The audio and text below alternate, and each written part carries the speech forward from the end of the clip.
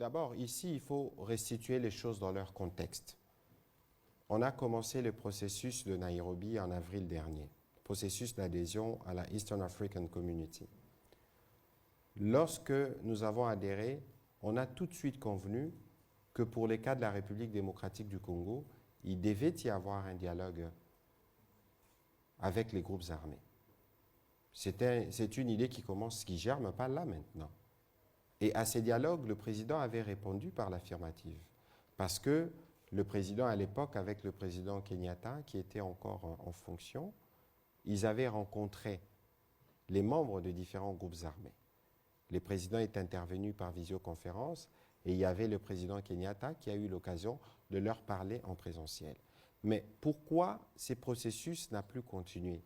Mais parce qu'un groupe, pendant qu'on était déjà en train de discuter, voulait recourir à la violence sous instigation rwandaise.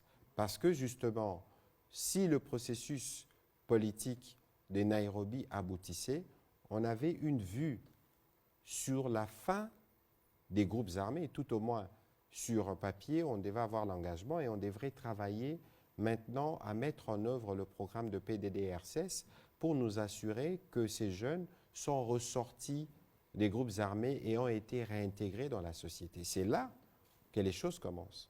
Mais parce que justement le Rwanda est déterminé à maintenir cette zone, cette partie de la République démocratique du Congo sous instabilité, a commencé à opérer sous couvert du M23. Quand je parle de Rwanda opéré, il faut vous référer aux propos du secrétaire général des Nations Unies ou de Mme Bintou qui parle d'une armée.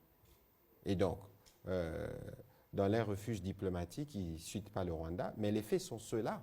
Et donc, aujourd'hui, lorsqu'on veut venir nous forcer la main en nous disant ou en insistant un dialogue inclusif, mais le dialogue, déjà dès le départ, c'était ça l'idée.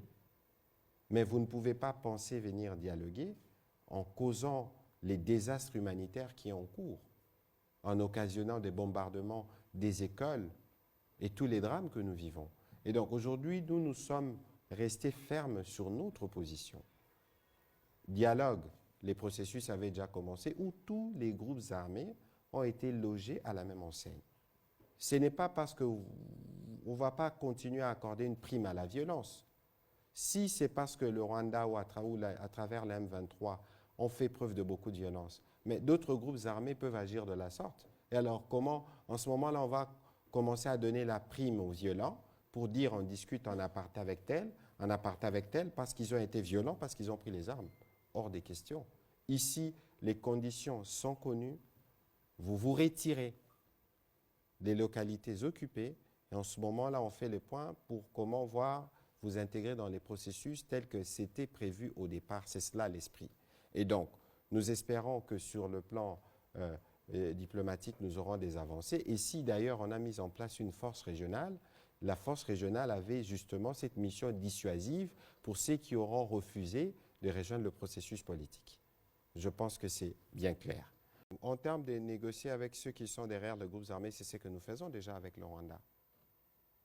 Pourquoi partout où nous passons, toutes les instances internationales parlent du Rwanda? Parce que le Rwanda est partie prenante. C'est le Rwanda le porte-parole du M23. C'est eux qui justifient sur la base d'un discours ségrégationniste, je n'y reviendrai pas, dire ce qui se passe. Pour le reste, Baza Banamboka, oh Batengama, s'il faut utiliser cette expression. Mais je reviendrai encore dans un prochain briefing sur ce que le président de la République leur avait dit. Revenez à la maison, vous vous êtes égarés, on voit comment on vous encadre pour retourner à la vie civile. Ce n'est pas des négociations, on va dire on va donner tel, on va donner tel, on va tel. Non, on va discuter des conditions de reddition et de voir dans quelle mesure ils arrêtent les métiers des armes et dans quelle mesure ils commencent à travailler pour avancer socialement. Alors, autour de la mission, pour ce qui concerne la mission de la Eastern African, de la force régionale, je crois qu'ici, il faut qu'on reste dans ce qui avait été convenu. Ce qui avait été convenu, il faut lire que c'était une mission offensive. C'est ce qu'a redit le président Ruto ici, mais la mission offensive était une mission qui venaient en alternative. Parce que dans l'hypothèse où le Rwanda n'avait pas soutenu les M23 pour faire la guerre, on n'en serait pas là.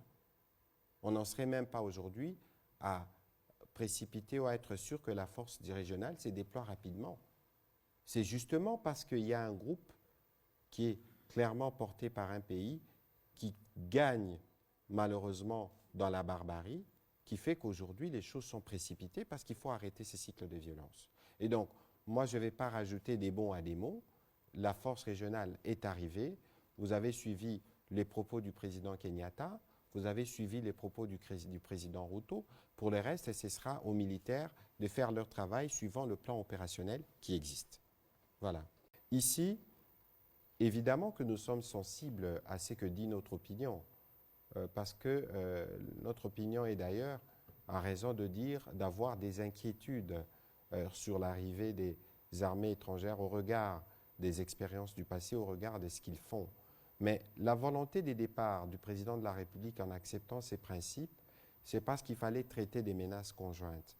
Vous voyez par exemple la question des ADF, comment elle est traitée conjointement avec les troupes ougandaises, et parce que les problèmes sécuritaires que nous avons, c'est des problèmes qui sont aussi transfrontaliers, et dans un élan, évidemment, c'était vraiment dans un esprit de sincérité, on s'est dit, avec le Burundi, dans les Sud-Kivu, il y a des forces armées, de forces négatives qui sont hostiles à l'administration au Burundi ou à la sécurité du Burundi. Voyons voir comment nous travaillons ensemble pour y mettre fin. C'est des situations provisoires. De toute façon, c'est qu'il faut savoir qu'il n'y a aucune force qui viendra opérer en République démocratique du Congo sans les forces armées de la RDC. C'est des forces qui viennent en appui et c'est pour une période donnée. Parce que vous voyez que nous sommes dans un programme de montée en puissance de forces armées.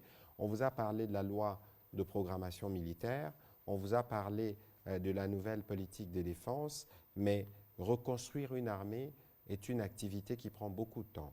Et actuellement, vous voyez, on a commencé le programme des recrutements, mais le temps de recruter ces jeunes et qu'ils soient prêts à aller au front, c'est 6 à 9 mois de préparation. Et donc, préparer une armée pour un pays comme la République démocratique du Congo est une tâche ardue, est une tâche budgétivore et chronophage, mais c'est une tâche à laquelle nous nous sommes astreints et pour laquelle nous allons chaque année augmenter les budgets. Et donc, il faut considérer que les opinions des uns et des autres seront considérées de toute évidence parce que nous sommes à l'écoute de la population.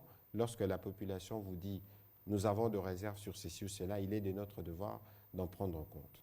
Et donc, pour ce qui concerne, pour le reste, nous allons continuer à travailler pour renforcer nos forces armées qui sont les seules qui pourront véritablement protéger l'indépendance et l'intégrité de notre territoire.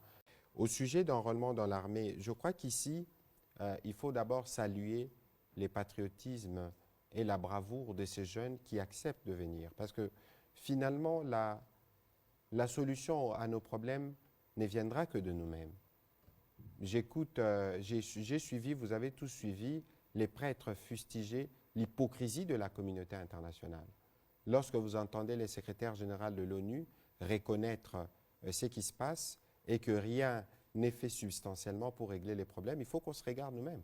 Aujourd'hui, la réponse à nos problèmes, c'est nous-mêmes les Congolais. Et donc, il faut, et c'est pour ça que nous avons lancé la campagne « Défendons la patrie, battez-la écolo », parce que nous devons, nous, être vigilants. Nous devons, nous, être sûrs que si nous ne sommes pas en mesure d'être tous recrutés dans l'armée, mais nous sommes en mesure de nous lever et de nous battre pour protéger l'intégrité de notre territoire. Et je pense que la meilleure réponse qu'on puisse réserver à la fois à ceux que nous considérons comme hypocrites aujourd'hui, entre guillemets, ou à ceux qui pensent qu'ils peuvent continuellement troubler notre paix, c'est l'enrôlement massif des jeunes dans l'armée.